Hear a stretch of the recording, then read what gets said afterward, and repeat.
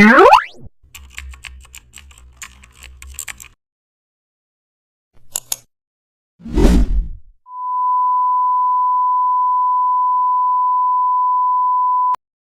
back to the channel, and don't forget to like, share and subscribe for more updates.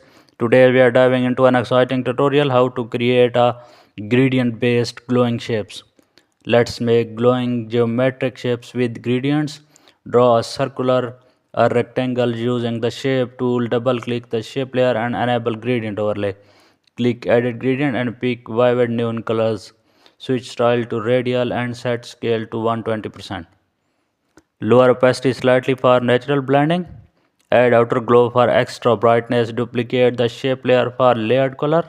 Use different angles to create mixed lighting.